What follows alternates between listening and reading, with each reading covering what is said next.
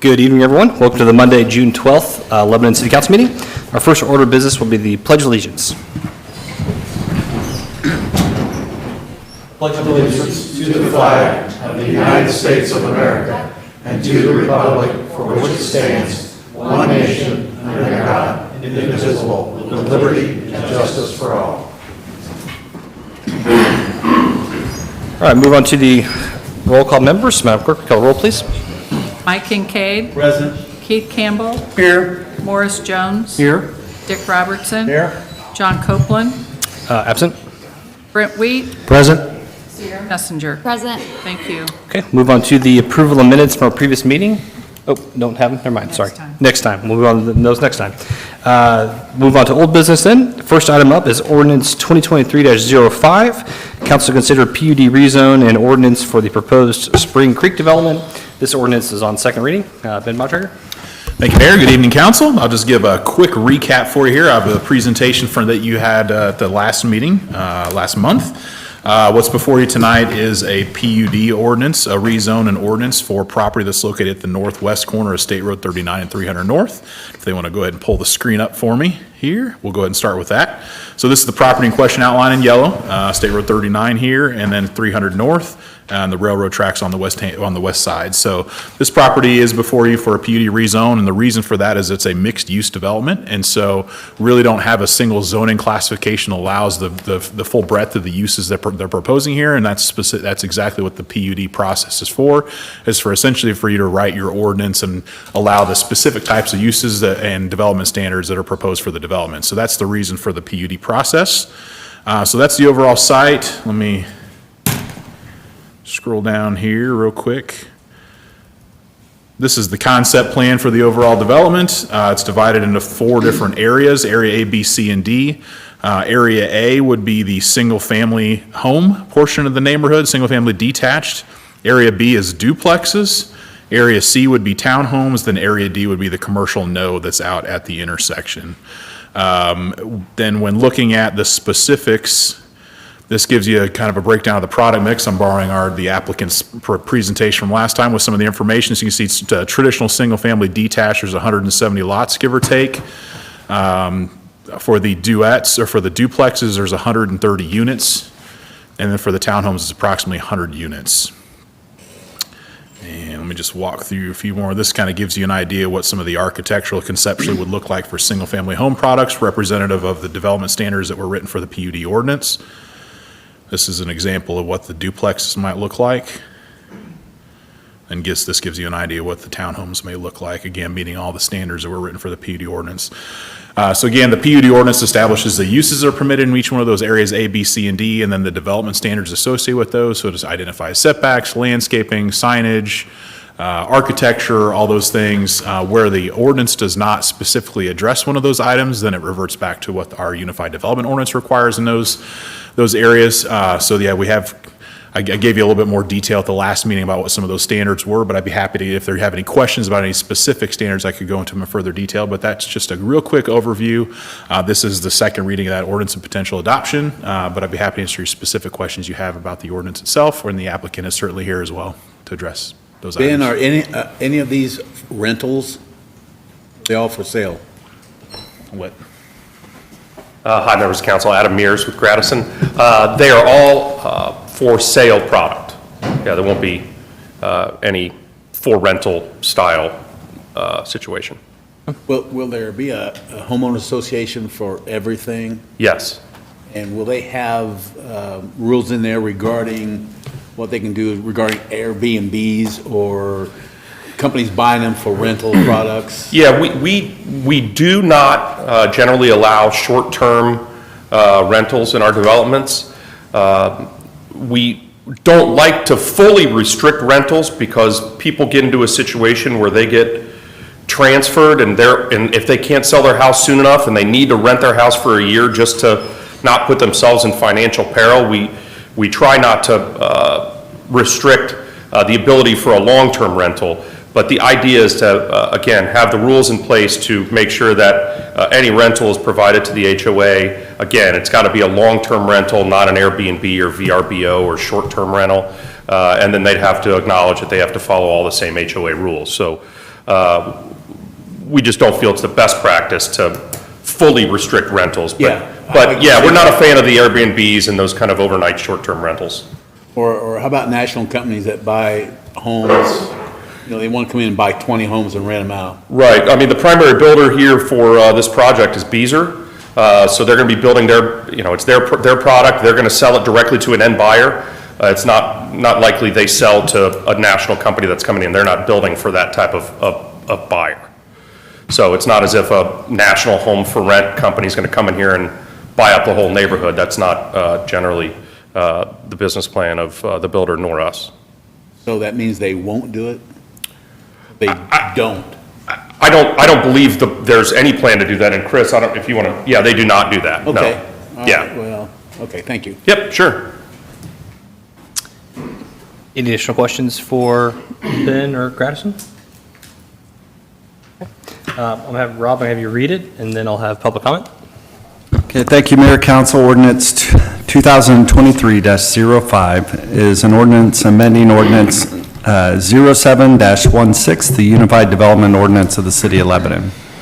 Whereas the City of Lebanon is subject to the Unified Development Ordinance, the City Advisory Plan Commission considered petition docket 23-26 filed with the commission requesting an amendment to the Unified Development Ordinance and to the zoning map that's described in Exhibit A.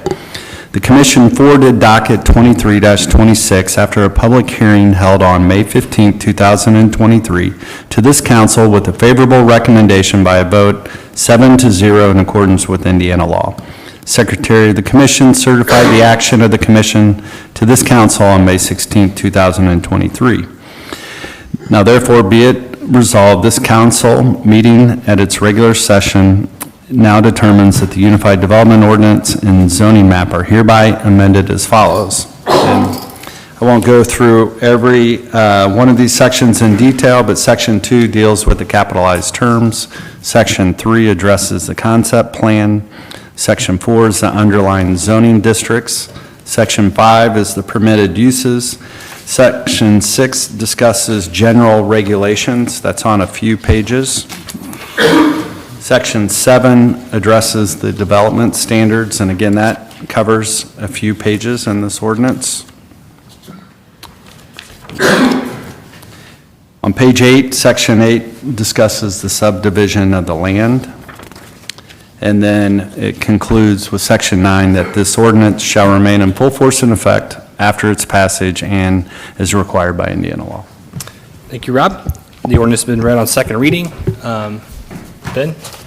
Just one final comment for those in the audience that may be interested in this project or might be watching. The PUD rezone is the first step in a multi-step process, so each one of these phases of the development would come back in for preliminary plans that show more detail about road layouts and lot layouts and landscaping, et cetera.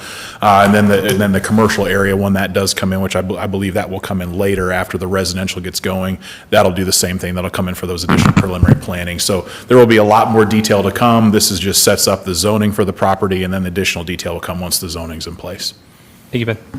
Is there any public comment concerning ordinance 2023-05? Okay, seeing none. Any further discussion and comments from council? Okay. Would entertain a motion then concerning ordinance 2023-05. We approve ordinance 2023-05. We have a motion to approve. Is there a second? Second from Keith. All those in favor say aye. Aye. Those opposed? Aye. That ordinance passes 5-1. Dick was opposed. Okay. That concludes what I have for old business. Is there anything from the council? No, sir. Okay, thanks, sir. Okay, new business now. First item up is salary ordinance amendment for the planning department new position. Ben Bontrager. Good evening, council. After just having approved an additional project that will work its way through the planning department, we recognize that there is a need for us to add additional staff to our office to both help us manage all these projects within the planning department, but then also offer some assistance to the engineering department that also has a laundry list of projects they're trying to work on, and actually in their department, they only have 2 staff members. So One of the challenges with our office is the fact that we are required to provide services to development, in some cases, long before they'll pay any property taxes to the city. So if we were to wait to hire people until, for example, Eli Lilly paid property taxes, we would wait until probably 2027 or 2028 at the earliest, but we'll have spent the 4 previous years doing probably inspections every day of the week for 4 years. So that's one of the challenges, as Kevin and I were looking at how to staff what we do in our office, is figuring out how do we staff our office and provide those services before the property tax revenue starts coming in from the projects. And we've got, of the 7 people in the planning office, we have basically 1.5 staff dedicated to planning and development. And there's a lot coming through. We just had an 8-item BZA agenda. We'll have a 6-item Plan Commission agenda.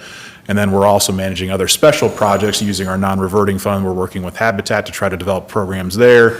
We're doing a UDO update right now. We're going to look at doing a comprehensive plan update next year. A lot of special projects are happening. When Kevin and I were looking at this, actually, while we were in the process of interviewing for our new admin position, which is going to help Christy out on the logistics on the back, kind of that service side, we actually interviewed somebody we felt like would be a good person for our office to help with some of this project management role and maybe transition to assistant planner or something like that as they develop some experience. So we interviewed somebody we felt like would be great for that role. And we started talking about how is there a way for us to bring somebody like that on board now to help us work way through some of these projects that are, the schedules are sliding because Kevin and I don't have time to manage them all, in addition to everything that's happening with BZA and Planning Commission, et cetera.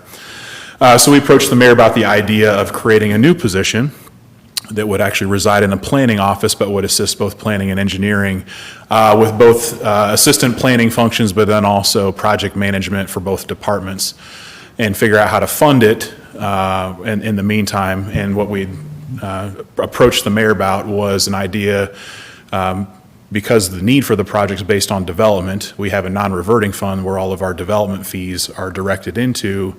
The idea was to create this new position and for a period of time fund it out of revenue that's collected out of the new planning and zoning non-reverting fund.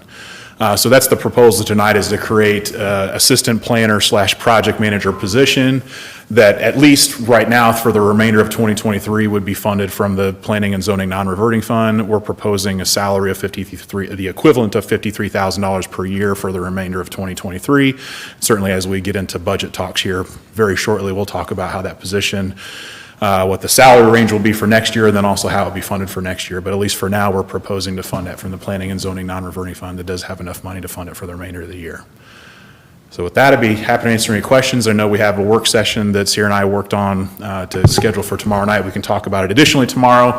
So we don't have a salary ordinance amendment for you to consider tonight necessarily. What we're doing is essentially just looking for you to give us the nod that, yeah, we think this is a good idea. And then we'll come back at the next meeting with the salary ordinance amendment for your consideration. I will say, I think last, 2 budget cycles ago, we were talking about, hey, we saw this stuff coming. And that was before any of us really knew about the LEAP district. And so last year, we were kind of on the fence, like, do we add 1, add 2, right? And I think we for sure added the admin, which has been needed. And we're finally final stages of, honestly, I think that hiring has kind of slipped a little bit because of how busy we are, honestly. Yeah. It's not Christy easy would to have hire liked if I people. hired that position 5 months ago, and I just didn't have time to get to it. Yeah, and so I think I think the need is there. I think we're seeing it, that it's, I think maybe we thought maybe we had a little bit longer of a lead time on it, but I think we are out of lead time on this stuff, and we do need to act quickly on this to resolve some of the challenges we have with it. So that's why I wanted Ben to bring it forward, to have a discussion about it tonight with everybody, but I do think it is prudent for us to say we do need to start staffing up on this stuff. So I do think it's fair that it's development paying for the position essentially, because that's what's causing the additional workload in our office. But again, I think the need is there, certainly from my perspective. And just for example, for those that were here for the Board of Works meeting earlier, and I gave my report, we actually accepted 115 building permit applications over the last 3 weeks, which is a number I've not seen before. So, not that I expect that to continue every 2 weeks, but that's a significant amount of permits that were applied for in a three-week time period. So, that's just moving forward. I expect to see numbers more like that than something less than that.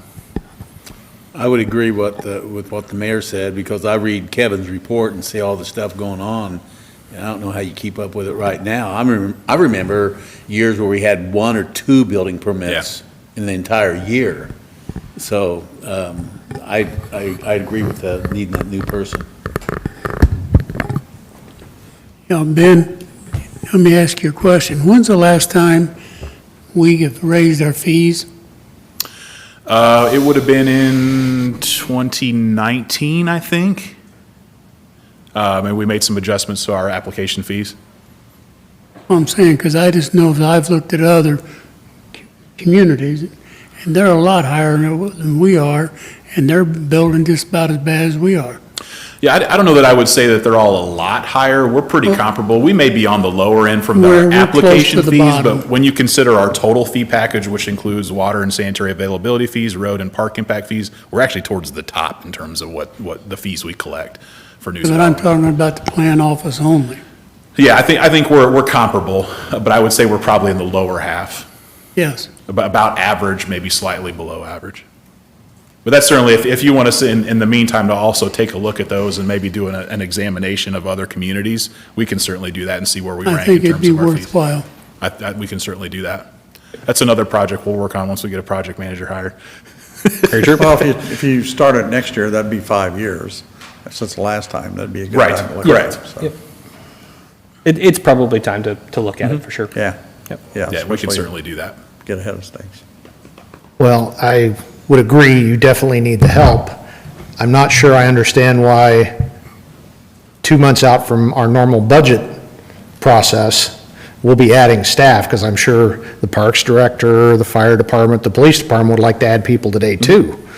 So I'm uncomfortable, unless there's some crisis that I'm not aware of, why we couldn't wait till budget time to look at the totality of where the budget is and where the money's coming from. Yeah, I think the reason we're looking at it now, because there's literally a need right now. And I think we're not proposing to fund it out of the general fund. And we're not even proposing to fund it out of the general fund next year unless you decide to do that. Because we're basically using development to fund the position, which if you recall, that's the same way we funded Makeda's code enforcement position initially. It was funded out of the grass and weeds non-reverting fund.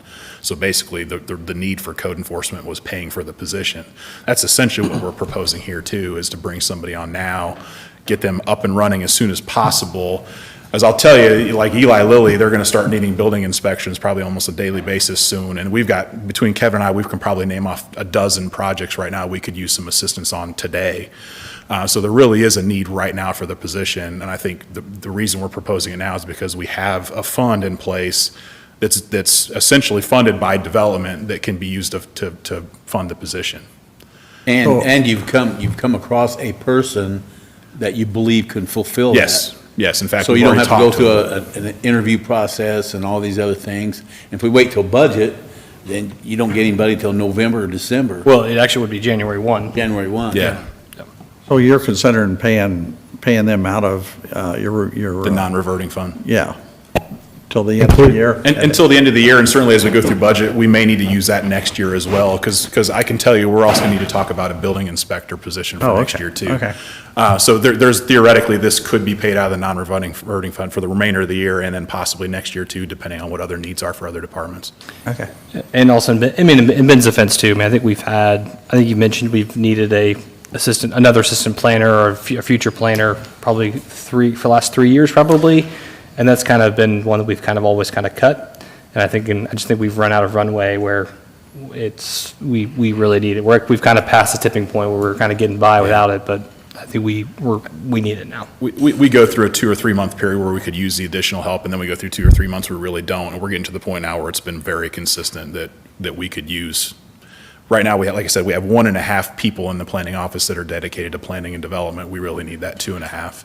I've got times where that half a person is spending all of his time on planning relating things, and then he's not doing any code enforcement at all. He's spending a week or two doing no code enforcement, and our code enforcement numbers are through the roof right now too. So being able to add some additional staff to be able to take some of that pressure off of that person so they can share time on code enforcement and planning, and then have a person dedicated to planning and engineering projects will be really helpul. We got a meeting with you tomorrow night, Yes. So can we discuss that a little more? And Yeah. you can provide. Yeah, I think all we're looking for provide tonight some is more for you to say. details about staff and staffing. that you Yeah, have. you're not, we don't need you to make a motion tonight on this. This is really This just. is just discussion. Sure. Just Okay. discussion, and everybody says, yeah, this makes sense. That way Tanya's got some direction. She'll begin preparing a salary ordinance amendment for the next meeting. Sure. So there's no specific decisions have to be made tonight. We just want to make sure that everybody's, or a majority of you guys are saying, yeah, this is something we should pursue. That'll give Tanya the ability to start preparing that amendment for the next meeting. Okay, any final thoughts? No, sir. Okay, move on. Thank you, Ben. Thank you. All right, move on to a food and beverage request from the Heart of Lebanon concerning the Alley Oop project. Missy Krulik.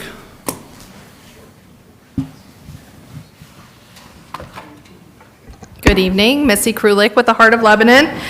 Just to remind you, the Heart of Lebanon is a nationally accredited Main Street organization. We are a 501c3. We are not a charitable organization, but we are an economic development tool we use to enhance your downtown, make it stronger, which makes your community stronger, your county stronger. Our current district is about 15 blocks.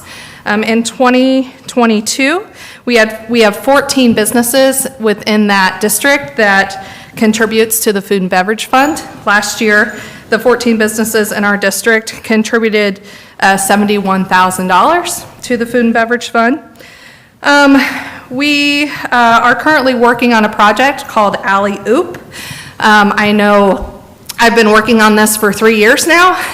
Started in 2020 with an idea of another alley activation project for the downtown. You know, we have the one on the south end of the courthouse that was done during the 2018-19 courthouse square renovation. And so we have 2 more alleys that have been vacated to vehicular traffic that are just pedestrian alleys that need to be activated within the downtown. And so we have the Alley Oop project. I think that I brought this before the council before and explained the project. It's been a while, but it's the Washington Street alley that looks north towards Memory Hall Gymnasium. So we just thought it was fitting to do a history of basketball in our community. So it features catenary lighting. We went to the HPC and got approval, took the project there. They added quite a few things, including the light poles and the catenary lighting. They wanted it to mirror the alley on the south side of the square. And then also got Board of Works approval to be able to move forward with that project, and that was in 2021. We have done several fundraising for the alley. The approximate cost of the alley is $100,000. Significant cost because of that catenary lighting and the poles that mirror the one on the south alley. We've done 2 tenderloin tip-off events, fundraisers. We're getting ready to do another fundraiser with Greeks on the 20th. I've written 5 grants for the Alley Oop project, one with SAA Foundation and AARP. Those 2 were rejected because the project was too big. I've done one with the Boone County Community Foundation. We were rejected on that one because we do not own the property. The city owns it. I currently have a Creating Places grant, which is a $50,000 matching grant with the Indiana Housing and Community Development Authority. This grant, I have 60 days to raise the funds, and I have until July 13th to raise the $50,000, and then they'll in turn give us the $50,000 matching grant. The alley is city-owned, like I said. It will always be city-owned. This money that I'm asking for will not go to the Heart of Lebanon to fund our organization and something that within our organization, but it's kind of a project that we're doing, a placemaking project that will benefit the city and still the city will still own the property. So we're just doing it as a way to create more vibrancy, and another place for people who visit the courthouse or the downtown businesses, another place for them to go and learn a little bit more about Lebanon, its culture, and the history of our community.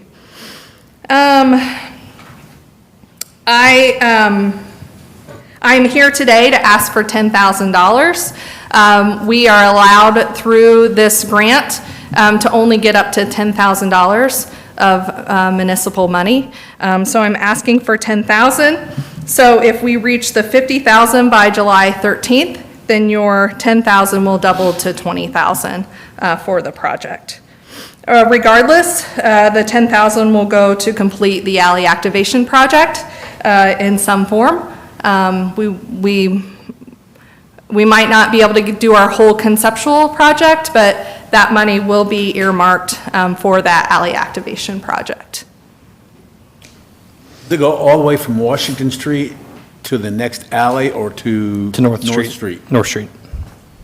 Or I'm sorry. Yeah, no, it just goes, The alley does, but the project is to the next alley behind the buildings. yeah, just the alley activation project goes from Washington Street to the alley, Yeah, I'm sorry. just alongside those buildings. Sorry, I thought you meant that alley. Well, maybe the street department of the city could take it from the alley and at least resurface the rest of that alley just to kind of blend it in there a little bit better. But I think it's a great idea. Thank you. I'm in favor of this. Missy, what's your current fundraising status on that effort? We currently, through community funds, have raised $1,400, and then we've got 4 companies that are waiting to give me their answer, so it's going through review right now. Okay. So you got to hustle.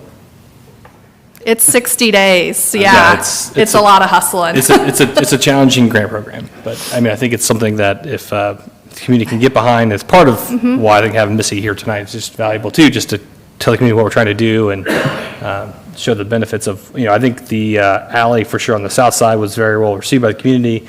Obviously the vision is to replicate that similarly around the rest of the courthouse. So if we can find a way to, show the community enjoyment with it, partner that with the city, we can stretch our dollar even further and make it a unique space for everyone to enjoy. So there obviously are not any restaurants in this area, so this one is a fully kind of more cultural alley, call it, kind of obviously focusing on basketball, which we have a, rich tradition in here in Lebanon. So something to kind of think about. So.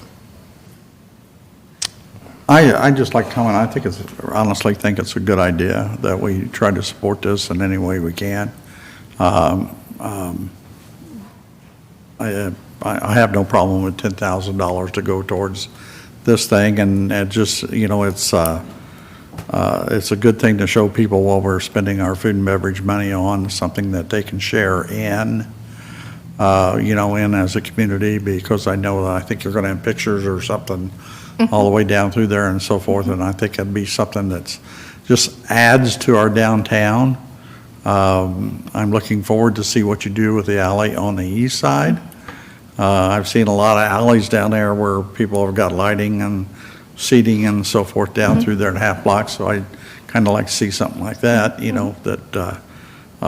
so forth. But just something that we keep improving on the downtown that makes people that want to continue to come downtown and do things. So I can support it, so I'm for it. This question is, I think, Missy, you answered it, but does this fit the ordinance of that we signed off on? Yep. Any additional comments or questions from council? Any public comment concerning this? Missy, can you get any funds from the Visitors Bureau? Well, I would hope so, but but we have, they do support us, so. Okay. As a board member of the Visitors Bureau, we do support the Heart of Lebanon. We do. Typically we support events, not necessarily Yeah. projects, so it's kind of a tricky Yeah. thing for the Visitors Bureau. All right. So. Right, Mike? What? Lions Club, right? Well, and I mean, Rotary, Kiwanis, absolutely. Those are all great, local, Lions Club as well. possible. Those are all things that I think, again, part of the promoting this in the community. Honestly, I think too, also showing the city's investing in this grant, also I think gives Missy some ammunition to say, hey, the city's investing, will you kind of come alongside? And as far as Kiwanis is concerned, as long as it has something to do with children, we have to weave that in there.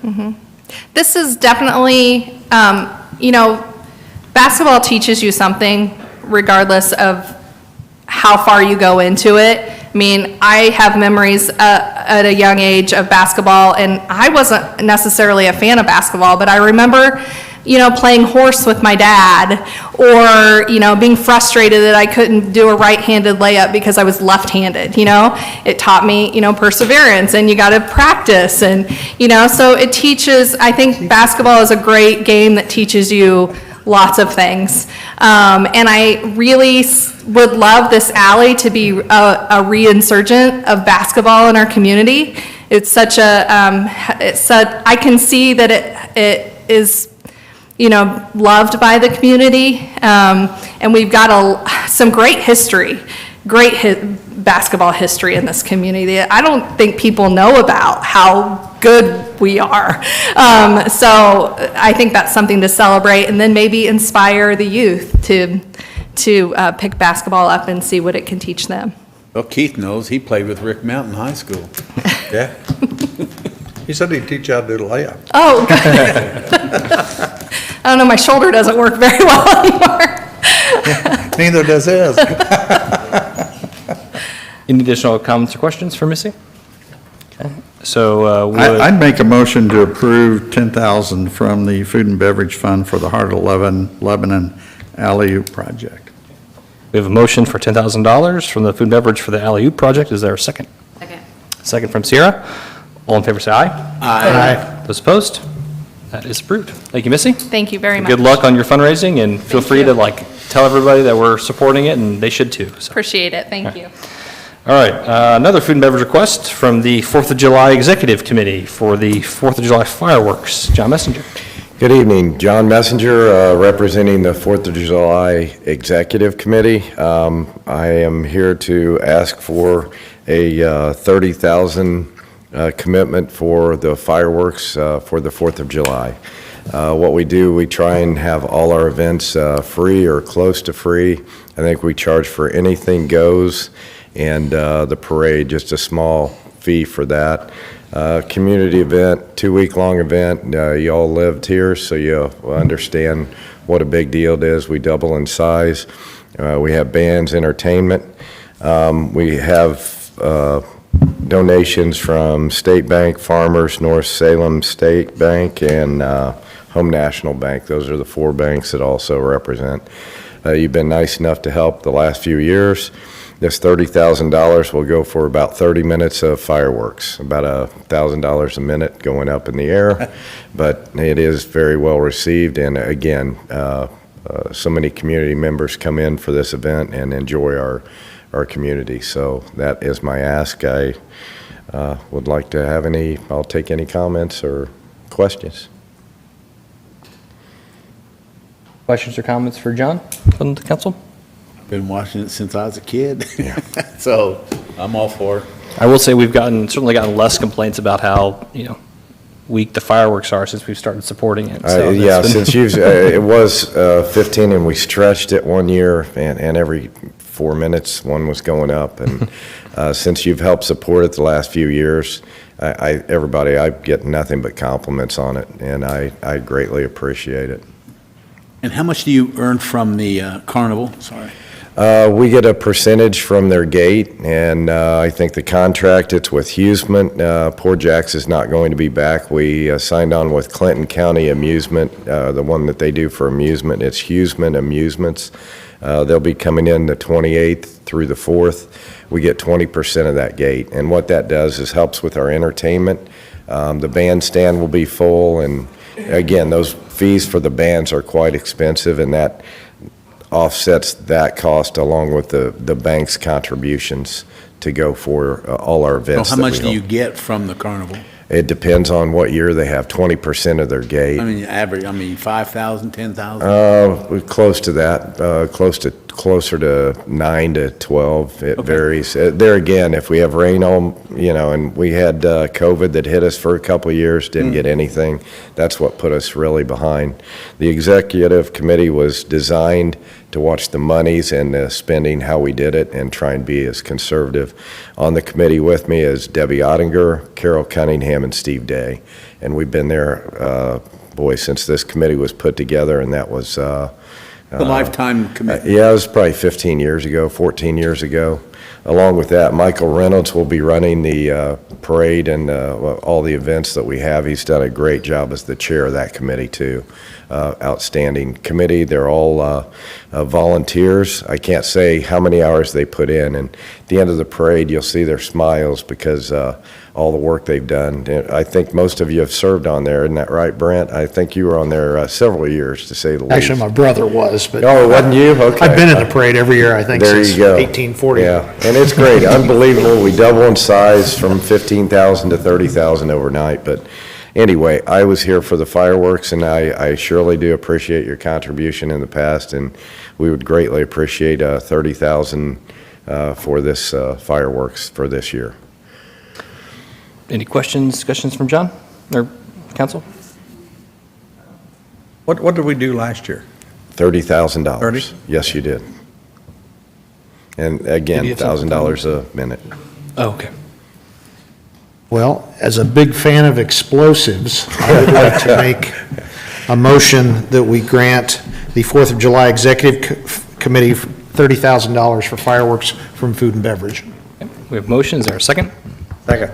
Second from Dick. All in favor, say aye. Aye. Those opposed? Okay, that is approved. Thank you, Thank John. you. I did want to answer Councilman Campbell when he talked to Mike. Kiwanis is helping us with a playground replacement down at Abner Longley, and the Kiwanis stepped up for that and working with Amy Hammerly, Matt Wilson, and Bailey Hart. And I appreciate the Kiwanis helping us out with that. saving us quite- $20,000. Yeah, and she also went to the international, and I think there's some grant money there, so it could even be worth more than that, and we Yeah, might surely get another appreciate it. 10. Yes, there you go. Thank you. Welcome. All right, that concludes those requests. Next will be ordinance 2023-07, amendment to Chapter 77 parking schedules concerning the creation of no parking area along Edwards Drive. Kevin Krulik. Edwards Drive. Thank you very much. This is actually something that myself and David Newell, the Street Department Superintendent, as well as Chief Morgan, Chief of Police, have been working on. We've had some issues, I think, with trucks parking along Edwards Drive, south of Council Drive, and so we would like to amend our parking schedule to include that section of Edwards Drive as a no parking area.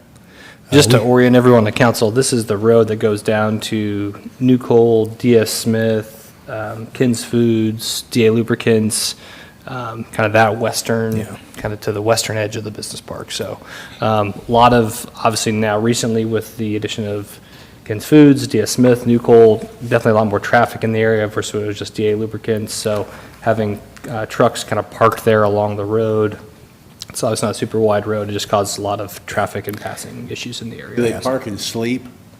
I'm not for sure whether they're sleeping or staging, waiting to get into one of the other businesses in the area, but it's really creating a safety issue, and it's really been brought to our attention from primarily came to us, I think, initially from DS Smith and some of their management team on seeing a lot of near misses with semi-trucks parked along the road and employees trying to come and go and just creating some generally unsafe situations out there. So it's definitely something that the police got involved in, and they've tried to keep people moving along out there. But this would take that to the next level where we can actually enforce no parking signs in that area. So this comes to you actually with also a favorable recommendation from the Board of Works, also authorizing us to place the equipment in the public right-of-way. And so this would be the second phase of that, which is to put it to an ordinance that would allow for enforcement by the police department. It is, remind me, how wide's the road? It's like 24 probably, is that right? I think it's 28 feet out there. It's a little wider. So it's a wider road, but it's not really wide enough to have two cars pass with a semi parked there too. Yeah, it's built with a little bit of extra wide lanes, but it's not built for parking For three lanes. lanes, yep.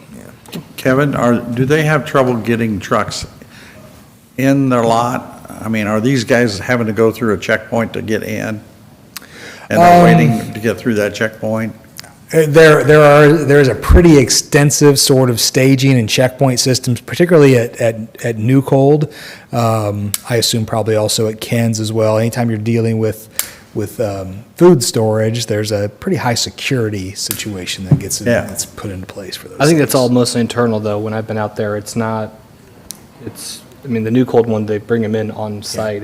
They're not staging in their road, I don't believe. We had a similar situation. I understand it was kind of before I was here, but happening on Mount Zion Road outside the U.S. cold storage area a few years ago, where you would see a lot of, for whatever reason, trucks would stage along Mount Zion Road and really create some unsafe situation with people trying to pass around these parking trucks and with oncoming traffic creating. Well, we those- used to have that problem too when ConAgra was here.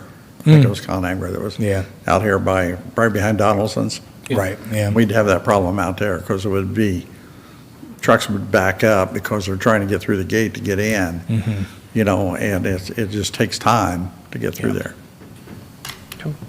Have Rob read it, first reading, please.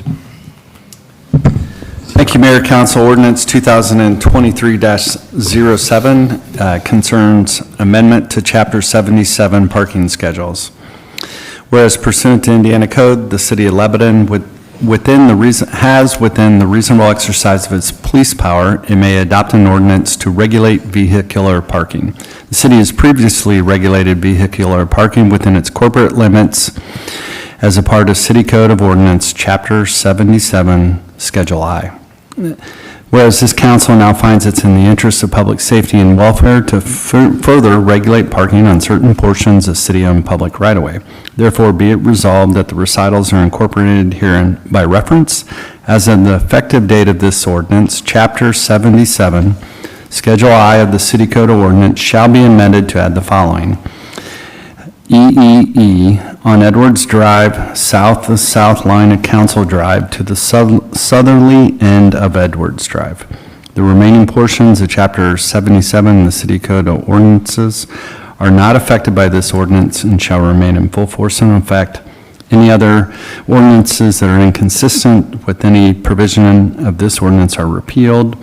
And if anything is declared to be invalid by a court of competent jurisdiction, such decision shall not affect the validity of the remaining portions of this ordinance.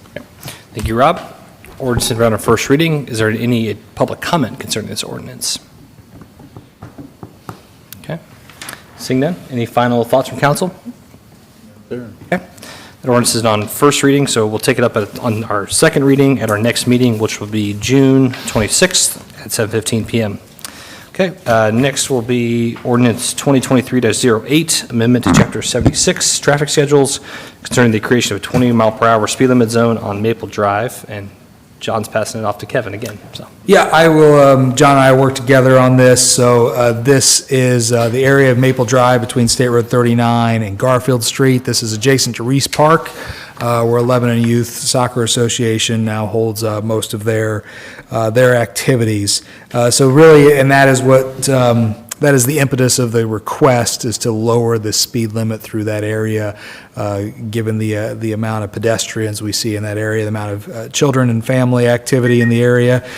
So not unlike 2023-07, 2023-08 is amending Chapter 76, traffic schedules, which has a list of streets that have reduced speed limits. The standard speed limit in Lebanon is 30 miles an hour, and there is, in this chapter, there is a schedule of reduced streets. So this would add Maple Drive from State Road 39 to the intersection of Garfield Street to that list, reducing the speed limit to 20 miles per hour. Any questions for Kevin on that?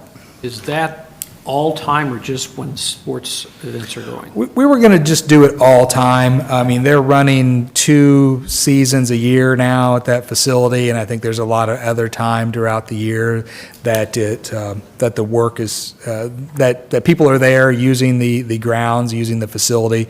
So I think it's appropriate just to leave it year-round. By perspective, the ordinance also has 15-mile-per-hour speed limits within Abner Longley Park and Memorial Park. So those are on the roads that are within the park.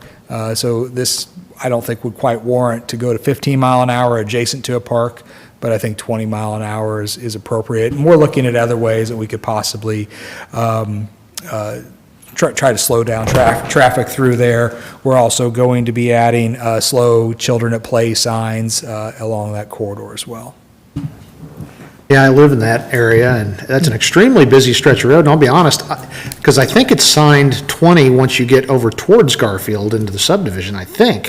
I just always assumed it was 20. I thought, is it 20 in Garfield? Park Place is the same way also. Okay. Yeah. So, yeah, we definitely need that. I think there is in that schedule, there's another section of subdivisions where we have reduced speed limits, so Park Place must be on that list of subdivisions where their speed limits are reduced as well. Any other questions, comments? Yeah, Rob, will have you read it? Actually, we actually do need to do amendment as well. I think there's a typo here. Under section 2, where it says passage date, we would need to amend that to reflect June 26, 2023, not March 26. So I think that was probably a typo, Kevin. 3 instead of a Probably. 6. Yes. So, Thank you for catching that. This has not went through legal review, so any approval should be, well, this is just first reading, but this Yep. would be subject to I just legal wanted to review. let council know, we'll probably need to tweak that there in the meeting. So. Thank you, Mayor. Council Ordinance 2023-08 concerns an amendment to Chapter 76 traffic schedules. Pursuant to Indiana Code, the city has within its exercise of police power, it may regulate vehicular speed limits. The city has previously regulated vehicular speed limits within its corporate limits, and that's codified in Chapter 76, Schedule I. This council now finds that it is appropriate to regulate speed limits on certain portions of city-owned public right-of-ways. Therefore, be it resolved, Section 1, the recitals are incorporated by reference. As of the effective date of this ordinance, Chapter 76, Schedule I, Paragraph B, speed limits, Table 1 of the City Code of Ordinance shall be amended to add the following. Street is Maple Drive from State Road 39, Lebanon Street west to intersection of Garfield Street, and the speed limit shall be 20 miles an hour. And the ordinance, again, is 2023-08, and then the passage date will be determined by this council, but is scheduled for will be June 26, 2023, not March. The remaining portions of Chapter 76 in the City Code are not affected by this ordinance and shall remain in full force and effect. Thank you, Rob. Ordinance been on the first reading. Is there any public comment concerning this ordinance at this time? Okay, seeing none. Any final closing thoughts on this ordinance from council? Sir. Okay, again, we'll take, first reading is complete, so we'll take that up at our next reading on our next meeting, which will be Monday, June 26th at 7:15 PM. Okay, thank you, Kevin. Hey, Mayor, Yes. aren't they in season now? Are they playing soccer now? They just finished their season. They'll have a summer camp that starts in July. So there's no rush then? We're good. Okay. Okay, next item here will be Resolution 2023-12, authorizing payment to the Lebanon Land Group LLC for the cost of local public improvements and approving and authorizing the execution of the agreement of transfer of funds with the redevelopment commission. So Kevin Krulik. Thank you very much. Yeah, this involves a couple of miscellaneous projects. Particularly, I think probably the first one to touch base on is the Hickory Junction Fieldhouse and the development agreement and the bonds that were issued associated with the infrastructure for that project. That project included infrastructure off-site to that allocation area for off-site drainage. And that created an off-site system of infrastructure and easements that was proposed to run along State Road 39 down to where it would outlet into the Price legal drain. as part of the city's overall regional detention and regional conveyance system, that legal drain is going to be upgraded to allow for better drainage of this upper sanitary ditch drainage basin, roughly 1,000 acres, to better convey that water into the sanitary ditch. And we have some pinch points there at the CSX Railroad crossing and at State Road 39. So there is a regional conveyance infrastructure project in place that we are working through approvals on right now that would upgrade and upsize the culverts under the CSX Railroad right-of-way and State Road 39, crossing then into that upper sanitary regional basin, and then extending that drainage infrastructure through the center of that basin for future other projects to connect to. So back to the CARD project, the Fieldhouse project originally envisioned a storm sewer draining along 39. As we started working with the adjacent landowners, the Limp family farms, we saw an opportunity and had a request from the Limp family to move that drainage into the center of the project where it could be more easily perpetuated and more easily benefit multiple projects, multiple public infrastructure projects associated with and spurring development in the area. So we went back to the development agreement and the development construction contracts associated with the Hickory Junction Fieldhouse, and they have prepared a change order to move that detention or that drainage system into more of a centrally located location where it can be mutually beneficial to other projects. And that change order for roughly $400,000 is what we're here considering tonight and what this resolution is put before you. So those are kind of the nuts and the bolts of the infrastructure and how we got to this point. In a minute, we'll turn it over to Rob for more of the legal explanation of why we have to go through these steps. But is there any infrastructure questions I can help to answer related to this? So again, the challenge is the essentially drainage plan has changed from when we initially got the price out to put out for, not for bid, but to construct it, or the price estimate. But because, the reason it changed was because the property owners south of the Bel Canto, right, they want to make sure that it doesn't impede their development. They want to make sure they can use it too. Mm-hmm. That comes with an additional cost, which again allows the development to happen. So what's happening here, boil it all down, the redevelopment commission is actually the one paying for those changes and upgrades, right? So we're using TIF dollars to do that. The Lebanon Land Group, they're the ones that are actually doing the work on this project. So, but the agreement is between the city and the Lebanon Land Group. So the RDC essentially is paying the city to then pay the Lebanon Land Group, if that makes sense. So really, the city's not out any money. It's coming from the redevelopment commission that's already approved to do all these improvements, because we want to see the development in that parcel south, and this new alignment of the drainage systems works better to allow that development to happen there. So, which again, goes back and feeds the TIF, which what pays for the project. Right. So that's kind of.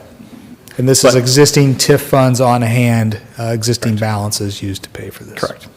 Or to reimburse for this infrastructure. So really, the city is really acting more as a pass-through entity on this between the RDC and the Lebanon Land Group, if that makes sense. So, is anything wrong, Rob? No, Mayor, you reflected it accurately. I'm happy to read the resolution and then answer any other questions you may have. All right, Resolution 2023-12 is a resolution authorizing the payment to Lebanon Land Group for the costs of local public improvements and approving and authorizing an execution of the agreement of transfer of funds with the Redevelopment Commission. Whereas this city has issued economic development lease rental bonds that were Series 2022B for public infrastructure project dated last year, August 4, 2022. The proceeds of which were made available to the Lebanon Public Building Corporation pursuant to a loan agreement and several other documents for the purposes of paying the cost of public infrastructure project in connection with the field house project. The city, upon finding that the public infrastructure project and the purchase and construction would create additional employment opportunities within the city, and that it would benefit the health, safety, morals, and general welfare of the citizens of the city and state, adopted an ordinance approving the financing of the public infrastructure project and the issuance of the 2022 B bonds. Pursuant to an economic development agreement dated last year, August 2nd, 2022, the city, with the Redevelopment Commission, the Building Corporation, and Card Associates Athletic Facilities LLC, the developer, agreed to construct the public infrastructure project and transfer that project to the city upon its completion. Pursuant to the development agreement and an acknowledgement and assumption agreement, by and among the developer and Lebanon Lane Group, which is defined as the company, the developer assigned certain rights and obligations under the development agreement to the company. The company then entered into a standard form, which is a construction agreement with Meyer Najum Construction. On January 17th of this year, 2023, the general contractor submitted a change order, which Mr. Kulik indicated, which is in the amount of $406,745.36. That's the change order that's purposes of this discussion and this resolution. At the request of the company, the city intends, pursuant to the terms of an infrastructure reimbursement agreement dated as of June 12, 2023, by and between the city and the company, and it's attached as Exhibit A, the reimbursement agreement, to provide lawfully available funds to the company in an amount not to exceed the total cost of the change order. Pursuant to Indiana Code, the Redevelopment Commission may use certain incremental property taxes to reimburse the city for expenditures made for local public improvements. The Redevelopment Commission intends to authorize the use of the tax increment revenues in an amount not to exceed the total cost of the change order from monies currently on hand in an allocation and fund in order to reimburse the city for these expenditures, all in accordance with the agreement for transfer of funds, which is set forth in Exhibit B. This council now finds the following. Section 1 defines several terms. It's on a couple of pages. I won't go through all those. Number 2, the city hereby finds that the additional public infrastructure project will benefit the Fieldhouse project and the public infrastructure project, as well as other properties in the area. This council hereby approves the reimbursement agreement in substantially the form as Exhibit A, as well as the agreement for transfer of funds in substantially similar form as Exhibit B. Each of these are incorporated here by reference with such changes as are approved by the mayor of the city and which are consistent with the purposes of this resolution. The city shall enter into the reimbursement agreement agreeing to pay the company the cost of the change order with respect to the additional public infrastructure project. The mayor of the city is authorized to take such actions as are necessary to implement the purposes of this resolution, and the provisions of this resolution shall be subject in all respects to Indiana law and any amendments hereto, and shall be in full force and effect immediately upon its adoption. Thank you, Rob. And for also, just for clarification to the council and those at home, the RDC, in the previous meeting, they did approve this agreement, so the reimbursement has already been approved, essentially. So, again, the city's just acting as kind of that pass-through entity on this. So, any questions for Rob or Kevin on this agreement? I have a couple questions for Rob. Is the county doing anything out there by the railroad or CSX? Are they involved? Or are they just walking away from us? Well, technically speaking, the county and the city, the county and the city have entered into a memorandum of understanding for the reconstruction of the Price Legal Drain from an area just west of 39, Right. Just east of 39, west across 39, across the railroad tracks and into the sanitary ditch. And we're doing that so that it is, technically speaking, it is a county legal drain reconstruction. It is just funded by the city of Lebanon.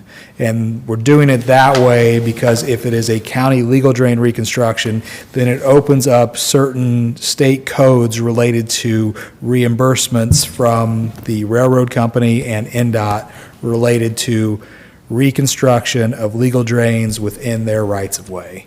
So we are in agreement with the county to allow us to do it and for the city to fund it. The county is taking no financial position in those construction projects, though. Or nor is a railroad. No, they will, because it's a county, Right. still a county drain, they have to, They have. they have to help with Right. grants and Because if it's just the city building a sewer underneath the railroad right-of-way or the state right-of-way, then it's not reimbursable. But if it is a county-regulated drain and a county surveyor constructing it, then it is, then portions of the cost are reimbursable. So that's why we had to set it up that way. It will remain a legal drain and remain under the county surveyor's office for maintenance in perpetuity. so, we're not taking it over either. Right. Yeah, so. That's what I'm saying, in the long run, long after we're gone. Yep. Yep, still theirs to maintain. Yep, we're just essentially upgrading it faster than they could with their budget, so. That's what we're saying. Any other questions for Kevin or Rob? No, sir. Any public comment concerning this resolution? I just have a question. How far? Can you come back for it, sir? Sorry. We have a huge audience watching at home, and they need to hear what you're thinking. I just have a question as to how far does the city of Lebanon go up 39? All the way right to the right-of-way of the tracks is in the city? I guess I'm just a little unclear as to where the county and the city So meet. So we Like, do go to the there used to tracks, be but like a that's, lumber- but that's a not lumber the, company but that's that not the sat back tracks there. we're talking about, though. It actually crosses further north of the farmhouse there on the east side. That's where the crossing of the drain actually is, and then it's Okay. actually the tracks going into the business park. So it's not the crossing of the tracks under 39, it's the tracks like kind of further west. Okay. We have drainage system That's into our going business park. going into the warehouse Correct, district? yes. Okay. Right. Yeah, because we have regional detention ponds that collect all the Okay. stormwater. And that from area there. is owned by the city? Correct, yes. Okay.